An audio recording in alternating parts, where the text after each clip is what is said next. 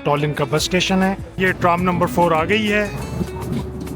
ये है इनका टूरिस्ट इंफॉर्मेशन सेंटर और ये इनका पार्लियामेंट हाउस है। आप देख सकते हैं, तो यहाँ पे आपको नज़र आ रहे होंगे कैनन के निशानात। और ये दीवारें देखिए कितनी लंबी लंबी है। तो शहर की हिफाजत के लिए इन्होंने इतनी लंबी दीवारें बनाई थी।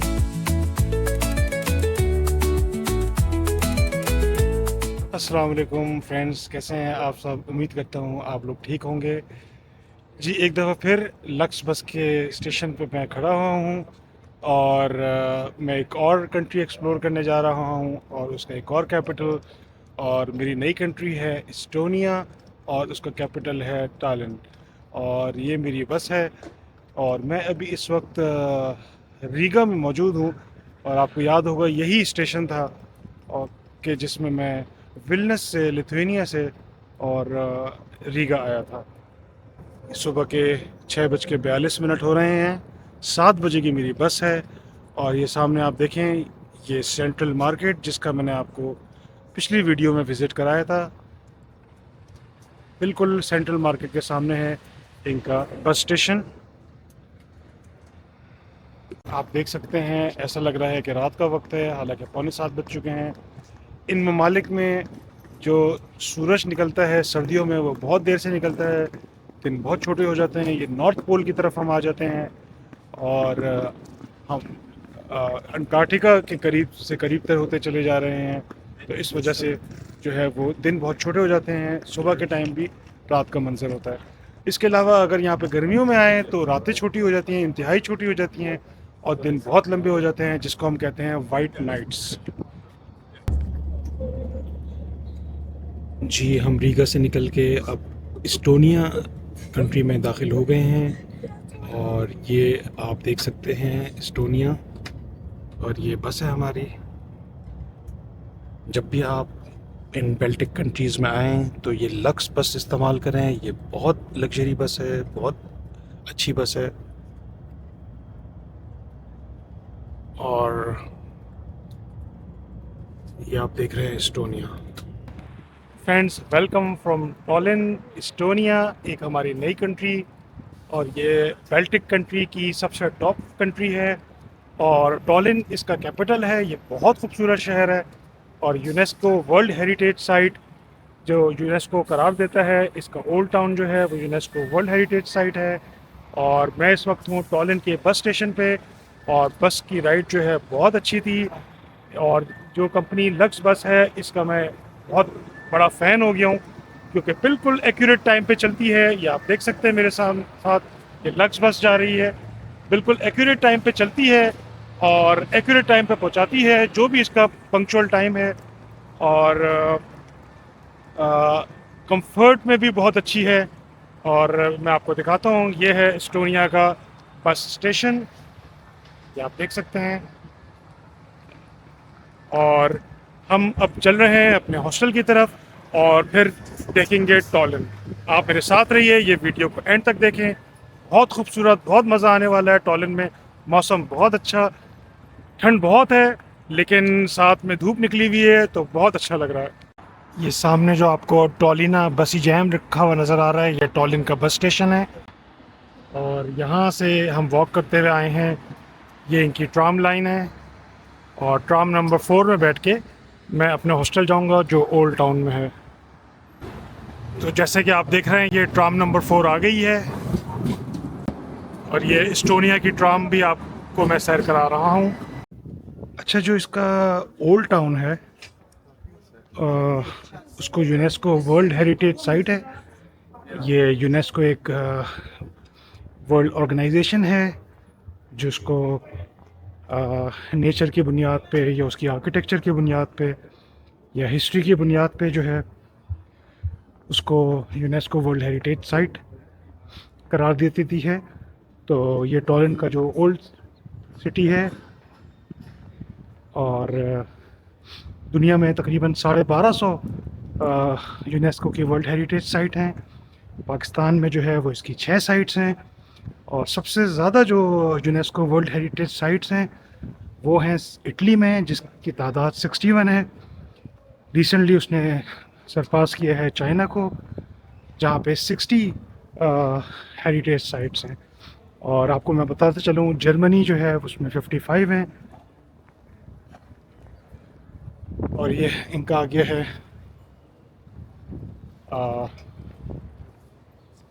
Old town. और आपको जैसे मैं बताता हूँ कि सबसे पहले मैं इनके टूरिस्ट इन्फॉर्मेशन सेंटर विज़िट करता हूँ, वहाँ से इन्फॉर्मेशन लेता हूँ और फिर आप लोगों के साथ शेयर करता हूँ। अच्छा फ्रेंड्स, मेरे पीछे जो आपको नज़र आ रहा है ये है इनका इंफॉर्मेशन सेंटर, टॉलिन का इंफॉर्मेशन सेंटर। और सारे इंफॉर्मेशन सेंटर जो हैं वो ओल्ड टाउन में ही होते हैं और सिटी सेंटर में ही होते हैं। ये आप देखें, ये एक बहुत बड़ा बुक स्टोर है यहाँ पे, बुक्स बुशर के नाम से। ये एक पार्क है।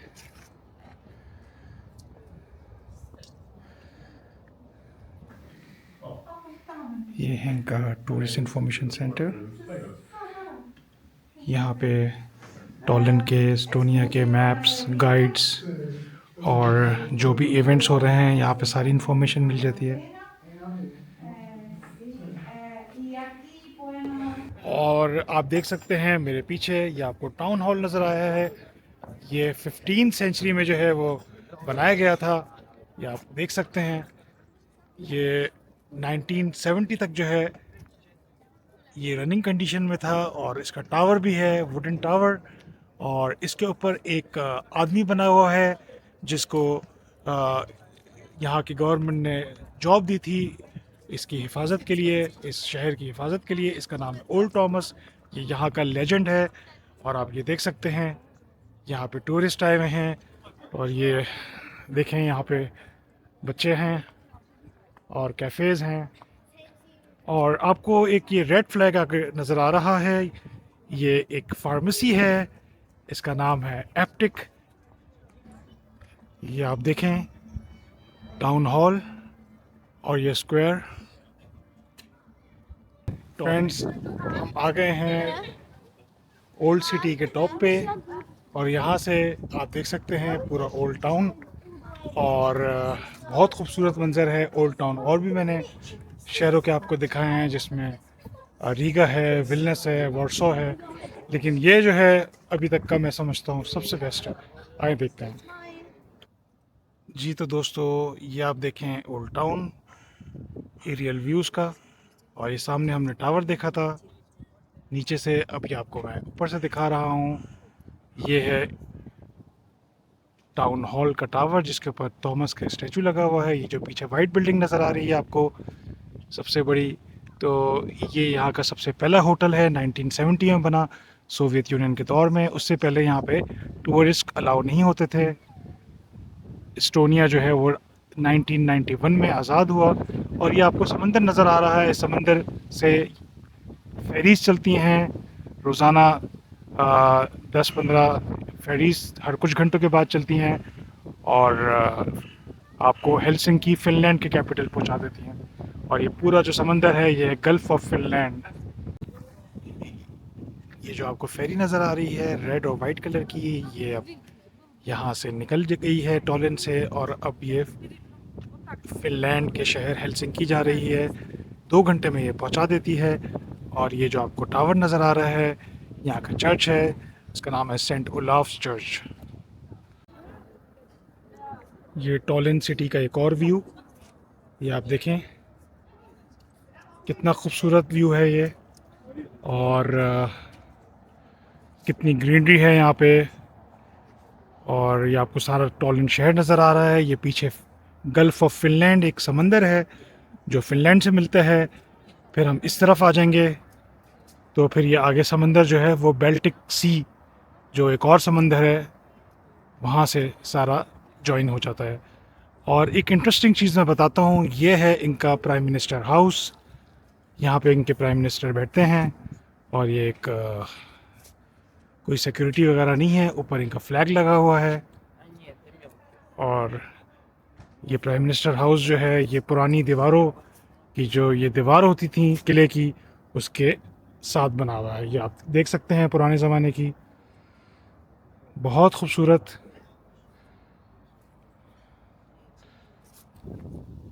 ये एस्टोनिया की जो हिस्ट्री है वो काफ़ी अजीब सी है, और तकरीबन ये 14 सेंचुरी में जो है वो डिस्कवर हुआ। उससे पहले यहाँ पे छोटे छोटे कबीले रहते थे और छोटे छोटे ग्रुप्स थे जो आपस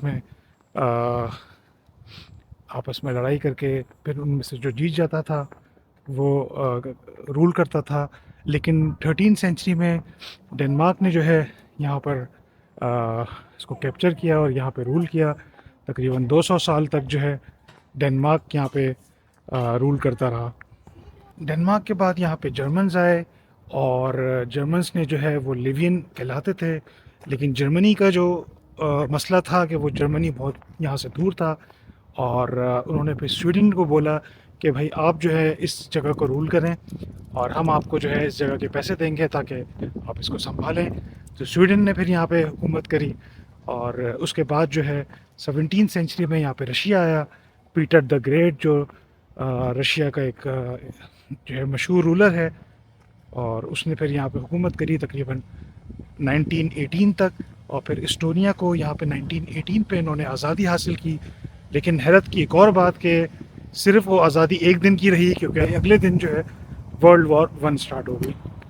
वर्ल्ड वॉर वन के बाद जो है इस्टोनिया जो है वो दोबारा आज़ाद हुआ। 2 साल के बाद इन्होंने बड़ी जद्दोजहद करी, और 2 साल के बाद जो है वो इन्होंने इंडिपेंडेंस हासिल करी। फिर 25 साल तक जो है वो इस्टोनिया आज़ाद रहा। फिर वर्ल्ड वॉर टू में रशिया ने, जो उस वक्त जो है सोवियत यूनियन था, एक पावर थी, सुपर पावर थी, उन्होंने इस्टोनिया को दोबारा फतह किया। और फिर फाइनली आखिर में जाके 1991 में इन्होंने, जैसे कि और ममालिक ने, रशिया सोवियत यूनियन से और ममालिक ने जो है वो आज़ादी ली, इन्होंने भी आज़ादी ली। इनको आज़ाद हुए हुए 34 साल हो गए हैं। पार्लियामेंट हाउस, और ये पूरा डिजिटलाइजेशन पार्लियामेंट हाउस है, दुनिया का सबसे पहला डिजिटल पार्लियामेंट हाउस। यहाँ पे पार्लियामेंटेरियंस नहीं आते, और सारा काम जो है डिजिटल होता है। ये पीछे मेरे आप देख सकते हैं पार्लियामेंट हाउस भी लिखा हुआ है, और ज़रूरत की वजह से सिर्फ यहाँ पे पार्लियामेंटेरियंस आते हैं, वरना सारा जो है काम इनके डिजिटल में होता है। यहाँ पे एक और मैं आपको बात बताता चलूँ कि ये यूरोप का सिलिकॉन वैली है, कि इसको इतना आईटी में आगे है। आईटी में जो लोग हैं जो आना चाह रहे हैं यूरोप, तो ये एक एस्टोनिया एक ऐसा मुल्क है जो आईटी के लिए इस पर बहुत काम है। यहाँ पे हर चीज़ जो है ऑनलाइन हो रही है। यहाँ पे जो एग्रीमेंट्स होते हैं वो ऑनलाइन होते हैं। अब एनआईसी के साथ जो चिप लगी हुई होती है लोगों की, वो उसको लैपटॉप में डालते हैं, या ऐप होती है उसको मोबाइल में लॉगिन करते हैं, तो सारे एग्रीमेंट्स आपके सारे ऑनलाइन साइन हो जाते हैं। और आप सेंड करते हैं तो दूसरी पार्टी जो है वो साइन कर देती है, तो आपका काम हो जाता है। किसी कोई किसी के पास जाने की ज़रूरत नहीं है, किसी अटॉर्नी के पास जाने की ज़रूरत नहीं है, सारा काम ऑनलाइन हो रहा है, सारी डॉक्यूमेंटेशन ऑनलाइन हो रही है। यहाँ पे पेपर वर्क ना होने के बराबर है। ये पार्लियामेंट हाउस के हम दूसरे तरफ आ गए हैं। यहाँ पे एक बहुत खूबसूरत गार्डन है, हम उसमें खड़े हुए हैं, और यहाँ पे मैं आपको इनके फ्लैग के बारे में बताता हूँ। ये इनका फ्लैग लगा हुआ है, और इसमें 3 स्ट्राइप्स हैं। नीचे वाइट जो है इनकी होप की अलामत है, उम्मीद की अलामत है। ब्लैक जो है ज़मीन की अलामत है, कि ब्लैक में जो इनकी ज़मीन है इतनी बड़ी इस्टोनिया की, उसमें जो अनाज है और उसमें जो चीज़ें हैं, जो मिनरल्स हैं, और जो ब्लू है, लाइट ब्लू, जो इतना बड़ा समंदर है यहाँ पे जो अभी देखा है आपने, उसकी अलामत है। तो टॉलिन आपको कैसा लग रहा है मुझे बताएं। ये बहुत खूबसूरत शहर है। मेरा दिल नहीं चाह रहा मैं इसमें हिस्ट्री की बात करूं, मैं इस शहर में खो गया हूं। बहुत खूबसूरत और बहुत प्यारा शहर। पीछे आपको नज़र आ रहा होगा ग्रीनरी ग्रीनरी, और ये ऑटम में जो पत्ते झड़ के गिरते हैं, और उसका जो मंज़र होता है इंतहाई ज़बरदस्त है, और ज़बरदस्त हवा चल रही है, और यहाँ की जो फीलिंग्स हैं बिल्कुल नाकाबिले बयान हैं। हम ओल्ड टाउन की तरफ आ गए हैं वापस, और ये आप देखें, ये ऑलरेडी जो घर हैं हमारे नीचे हैं। 4 समझे हम 4th फ्लोर में खड़े हुए हैं। ये आप देख सकते हैं खिड़कियों के हिसाब से 4th फ्लोर में हम खड़े हुए हैं, और ये अभी मैं ऊपर हूँ। तो और ये दीवारें देखें कितनी लंबी लंबी है। तो शहर की हिफाजत के लिए इन्होंने इतनी लंबी दीवारें बनाई थी। और रशियंस जो है इनके ऊपर बहुत हमले करते थे, ये इन्होंने इसके साथ ये टावर्स बनाए थे। लेकिन ये इसके बावजूद जब ये टावर्स भी काम नहीं करते थे तो उन्होंने एक और दीवार बनाई जो इससे पीछे है। और ये जो गोल आपको नज़र आ रहा है गोल टावर, ये ये इससे भी ज़्यादा मजबूत बनाया इन्होंने। लेकिन यहाँ पर भी मैंने देखे हैं इसके अंदर भी कैनन्स के निशान लगे हुए हैं। अच्छा, मैं डेनिश गार्डन से बाहर आ गया हूँ तो ये आपको बेहतर तरीके से पता चलेगा कि ये दीवारें थीं पहले, और ये ऑलरेडी हम चौथी मंजिल पे हैं, आप ये समझें। और ये इतनी ऊंची दीवारें शहर को हिफाजत के लिए बनाई गई, शहर की हिफाजत के लिए। लेकिन ये जब इससे भी इनका वो नहीं हुआ तो उन्होंने ये इतनी मोटी दीवार और बनाई। ये तकरीबन 5-6 फीट मोटी दीवार है। इससे अंदाज़ा होता है कि पुराने ज़माने में लोग अपने डिफेंस सिस्टम का किस तरह से बंदोबस्त कर सकते थे, का इंतज़ाम करते थे। और ये बहुत ज़रूरी समझते थे डिफेंस को मजबूत करना अपने। देखते हैं कि जो बाहर वाली दीवार है कितनी मोटी है, और यहाँ से नज़र भी आ रहा है आपको बाहर का। अच्छा, ये आप देखें, ये जो टावर है, ये जो उन्होंने और मजबूत टावर बनाया शहर की हिफाजत के लिए, उसके डिफेंस सिस्टम के लिए। तो यहाँ पे आपको नज़र आ रहे होंगे कैनन के निशानात, और इसको उन्होंने कहा है फोर्टिफिकेशन ऑफ वॉल्स। ये जो आप मेरे सामने एक मॉन्यूमेंट देख रहे हैं, ये इनका फ्रीडम टावर है। और हम इस वक्त फ्रीडम स्क्वायर में खड़े हुए हैं, साथ ही इस्टोनिया के फ्लैग्स भी हैं। ये फ्रीडम टावर 1918 में जो इनको आज़ादी हासिल हुई थी, और 1918 से लेकर 1920 तक इन्होंने अपने फ्रीडम के लिए, अपनी आज़ादी के लिए जद्दोजहद करी। फिर फाइनली इनको 24 फरवरी 1991 को आज़ादी हुई। तो इस वजह से यहाँ पे बहुत सेलिब्रेशन होती है। इस स्क्वायर का नाम फ्रीडम स्क्वायर है, ये आप देख सकते हैं। बहुत बड़ा स्क्वायर है, और बाहर जो है रोड है। यहाँ पे अभी भी लोग आए हुए हैं, बहुत ठंड है। और एक इन्होंने यहाँ पे इनको एक ख़दशा है कि ये इनको जो आज़ादी हुई थी 24 फरवरी को हुई थी, और ये यूक्रेन का इन्होंने फ़्लैग लगाया हुआ है इज़हार यकजहती के लिए, एस्टोनिया ने अपने फ़्लैग के साथ। और इज़हार यकजहती के अलावा इनको एक ख़तरा भी है कि जो इनकी आज़ादी की डेट थी वही यूक्रेन वॉर की स्टार्ट की डेट है। ये ओल्ड टाउन से बाहर की लाइफ, ये आप देख सकते हैं। शॉपिंग मॉल्स, रेस्टोरेंट्स, ट्रैफिक, गाड़ियाँ और रेस्टोरेंट्स, और ये ओपरा। ये टॉलिन एस्टोनिया का शॉपिंग मॉल।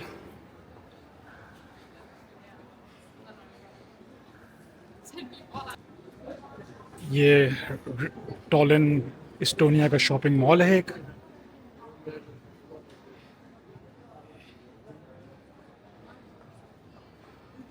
ये आप देख सकते हैं। अच्छा, ओल्ड टाउन में जो है वो क्योंकि टूरिस्ट अट्रैक्शंस होती हैं, और मॉल्स में जो है यहाँ के लोकल्स हैं, और लोकल्स आए हुए हैं अपने बच्चों के साथ और शॉपिंग के लिए। बहुत सारे रेस्टोरेंट्स भी मुझे नज़र आ रहे हैं।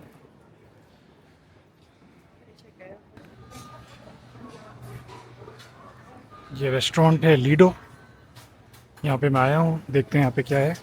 सेल्फ सर्विस रेस्टोरेंट है, इसको यहाँ पे बुफे भी कहते हैं। ये यहाँ पे डिशेस रखी हुई हैं, और ये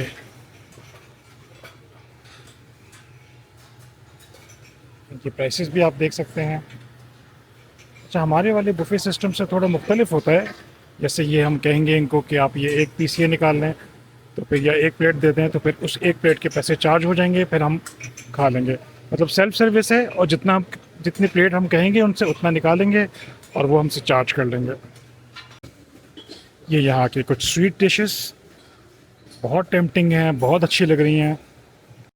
ये यहाँ के पैनकेक्स हैं।